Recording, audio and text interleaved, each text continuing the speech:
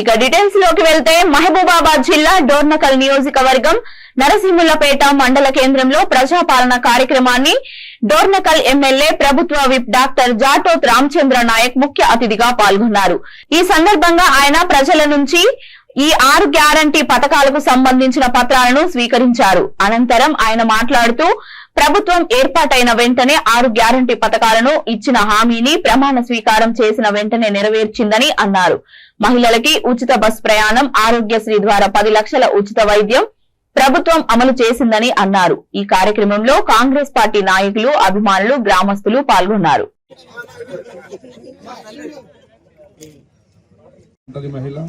వితంతు, చేనేత కార్మికులు, ఎయిడ్స్ వ్యాధిగ్రస్తులు, ఫైలేరియా వ్యాధులు, అదేవిధంగా బీడీ ఠేకేదారి ఒక్క సింగిల్ అప్లికేషన్తోనే ఆ కుటుంబ వివరాలు అన్నీ సేకరింపబడతాయి.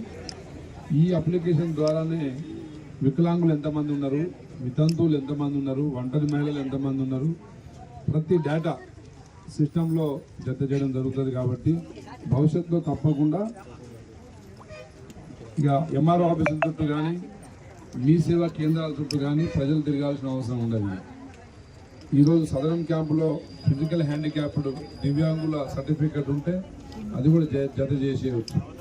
సో వివరాలు కరెక్ట్గా అందజేయడానికి ప్రజలకు మీ ద్వారా ఇన్ఫర్మేషన్ ఇచ్చే విధంగా కొంచెం వివరంగా మీరు రాస్తే తప్పకుండా ప్రజలు ఇది లబ్ధిదారులకు చేరాలి. ఆర్థికంగా ఉన్న కుటుంబాలకు దయచేసి మీరు కూడా సహకరించాలి. ఆర్థికంగా ఉన్న వాళ్ళు కాకుండా పేదలను గుర్తించడంలో మా ప్రజాప్రతినిధులు కూడా కొంత భాగస్వాములు కావాలి, వారు కూడా పాలు పంచుకోవాలని చెప్పేసి మా కాంగ్రెస్ పార్టీ నాయక వర్గానికి అదేవిధంగా కుటుంబ సభ్యులకు కోరుకుంటా ఉన్నాం. నిష్పక్షపాతంగా మరి మనం ప్రజల్ని, పేదవాళ్ళని గుర్తించి నిజంగా లబ్ధిదారులు ఎవరు, అసలు ఇల్లు లేని వాళ్ళు ఎవరు, మొదట వారికి న్యాయం చేసే విధంగా అందరం కలిసికట్టుగా పనిచేద్దాం.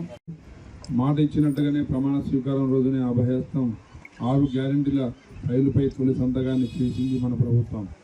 కొలువు తీరిన 48 గంటల్లోనే తెలంగాణ ఆడబిడ్డలకు ఆర్టీసీ బస్సులో ఉచిత ప్రయాణం, అర్హులైన వారందరికీ రాజీవ్ ఆరోగ్యశ్రీ 10 లక్షల వైద్య సాయం గ్యారెంటీలను అమలు చేసి చరిత్ర సృష్టించింది.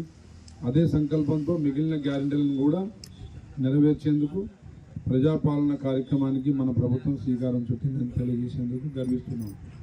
చివరి వరుసలో ఉన్న పేదవారికి కూడా సంక్షేమ పథకాలు అందినప్పుడే ఈ రాష్ట్రం, దేశం అభివృద్ధి చెందుతుంది. ప్రజాపాలన ఉద్దేశం నిస్సహాయులకు సాయం చేయడమే. స్వయంగా ప్రభుత్వమే ఇవాళ మీ ఊరికి, మీ ఇంటికి వచ్చింది. మహాలక్ష్మి, రైతు భరోసా, గృహజ్యోతి, ఇందిరమ్మ ఇండ్లు, చేయూత పథకాల కోసం అర్హులైన ప్రతి ఒక్కరి నుంచి దరఖాస్తులను స్వీకరిస్తుంది.